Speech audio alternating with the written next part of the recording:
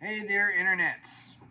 So, we had an election this week, because in the United States we're always having elections. There's always somebody getting some election going somewhere in the country of some sort. Some are important they're all important. Some are partisan races, some are not. Depending on where you're at, some very low level local races might be partisan or they may not. Locally, it didn't go well, but there's some bright spots, and one of those is kind of the headliner of this is that the people of Pittsburg rejected a George Soros-backed DA candidate, and I'll get to that. But some of the other, yes, Republicans got pushed back some in Virginia. They got put. The pro-life movement took a hit in Ohio. I gotta say, part of that is trying to, instead of recognizing the time of the in the war to win the pro-life movement,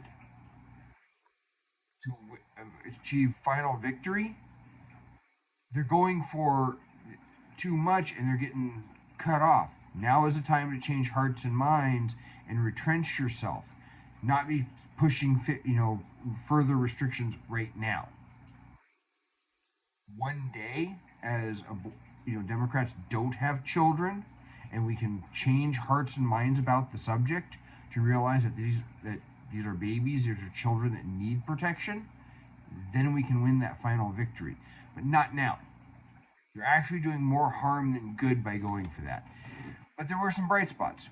Long Island elected a Republican chief executive. Republicans kept the gubernatorial race in Mississippi.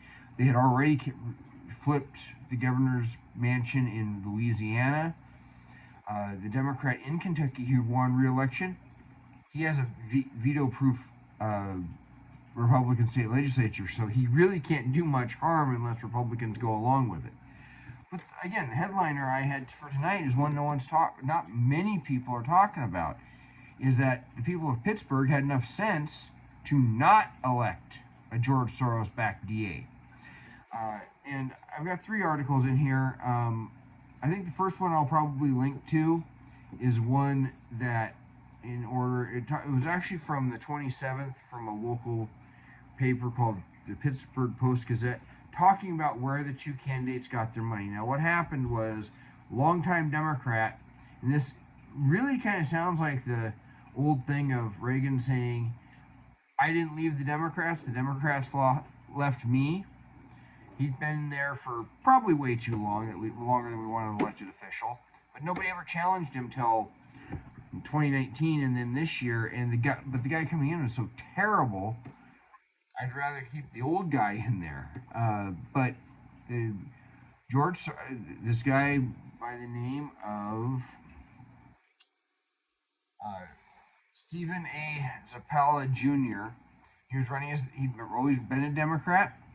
And when another guy challenged him by the name of Mark Dugan, who was the chief of the public defender's office, challenged him. And this is almost like the reverse of what you see on the new version of Night Court, where Dan Fielding has gone from prosecutor to defense attorney, and he doesn't know how to handle it. This is the same thing of it's like putting the fox guard the hen house. Both are important in a free society. You have to have capable and motivated prosecutors.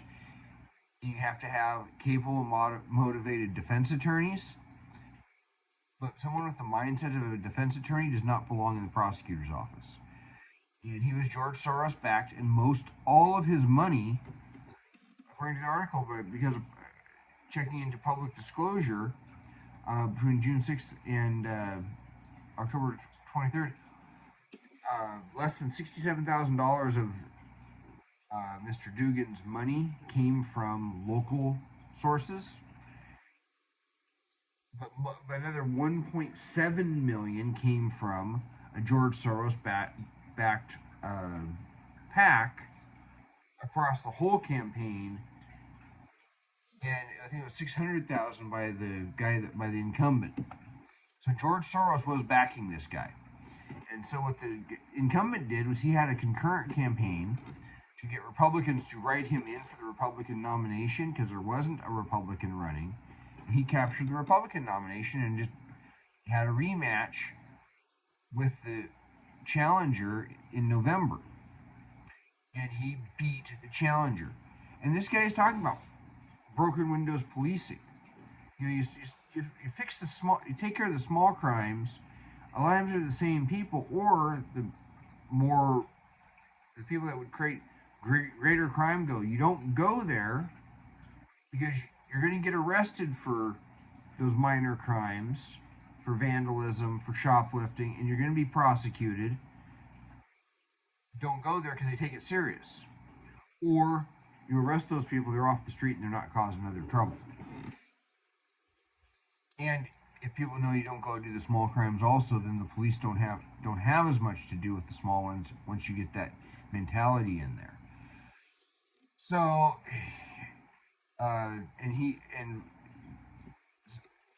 he's actually been very much backed by George Soros. From a site called Public Source, it talks about him beating Dugan, and he said, "We're up against a billionaire," he continued, in reference to George Soros, the liberal philanthropist who largely funded his campaign rival. "We had to be competitive, not just financially. So voters are aware of some of the problems we have and some of the things that need to be done, calling the vote a referendum on us as a community." It's also arguably a referendum of whether you want Pittsburg to turn into another San Francisco, or Los Angeles, or Chicago, or New York, where they prosecute people for defending themselves, but don't prosecute a shoplifter. You can steal $900 worth of crap, which is almost, as much as one take-home paycheck for me, and not get prosecuted for anything. And granted, 7 terms is too much, but there's an argument. This is an argument. This guy was able to stay in there and beat the George Soros-backed guy who was going to be terrible. And he's got some softening about it says, in regards to the human juvenile detention centers, Apollo said the facility's name and the concept of a penitentiary in and of itself, that should disappear. He said that greater emphasis should be placed on providing juvenile offenders with education and support, and he referenced that in his speech. Except that Grady Judd likes to point out that a lot of these young gangbangers will eat your ice cream all during the week, and as soon as Friday night hits, they'll go out and they rob someplace. He discussed the issue of homelessness, saying that under Pittsburgh mayors Bob O'Connor and Luke Ravistol, there was about 250 people characterized as being homeless, and most police officers knew them. Zapala said that the Pittsburgh was unprepared for its designation as a sanctuary city under Bill Pituto, which he said caused the population of unhoused people to grow to more than 1,000.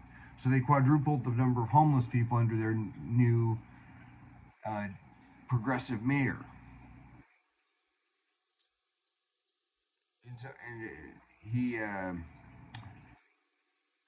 then further into this article, it says, not all welcome the news of Zapala's political survival. And this is what I don't get about these people living in these cities. It says, Corinne Lyon of Sheridan said that the county also motivated her that crime in the county also motivated her to vote, but it prompted her to vote against the DA candidate who positioned himself tough on crime. Retired U.S. Airways worker and registered independent voted for Dugan because we need new blood in the district attorney's office. Zapala's been there too long. I don't think he's done enough. So she wants to do more by putting the guy in that's going to prosecute less. What is going on with this person? What makes her think that's going to work? I would really like somebody like her to explain that. I know George Soros has tried to justify his support for all these DA candidates, saying that there's studies that show that it works. I got a study for you to show whether or not it works, and it starts with San Francisco. It doesn't work. It starts with Chicago. It doesn't work. So, And then there's a third article from another one of their local services from it looks like a radio station's website, and it talks about some of these issues as well. And uh, where was it?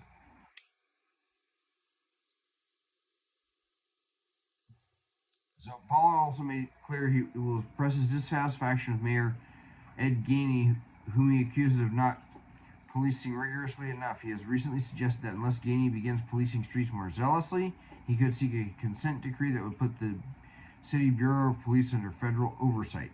Supporters of Gainey called that an effort to emasculate the city's first black mayor this past weekend, but in a statement, Zapala said that while a consent decree was an extreme solution, he would seek it if the lack of enforcement of the law rises to that level of concern. I mean, this guy's tough on crime. I think he gets it. You know, in these articles, which are included below, he understands that you can't have a vibrant business community, a vibrant neighborhood, people that can live there safely if you don't enforce the law. Every society has a criminal element. Ours, every other country in the world. Now, some of that criminal element might be legitimate little Aladdins trying to survive, like in a place like North Korea. Or they're a bunch of thugs who just want to survive without working, which is what you have in our society.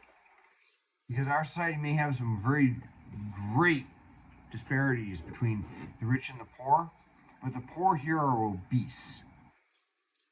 And I do not understand this mentality that George Soros has, other than some people say it's just a controlled demolition for power. And I don't quite understand how it arrives at that, but it wouldn't shock me. I really don't think George Soros has anyone's best interests at heart other than himself. But I really don't get where he's coming from with voting for this, or this gal that says, well, this other guy hasn't done enough.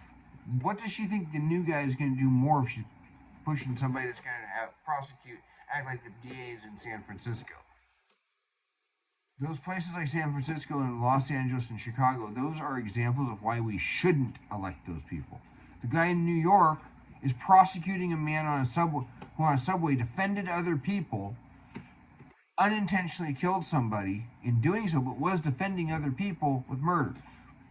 Went to prosecute a bodega owner who defended himself from being attacked and charged the bodega owner with murder when he's defending himself against being killed, assaulted, or killed himself, and doesn't do a thing to the guy's girlfriend who's reaching across the counter trying to stab the guy.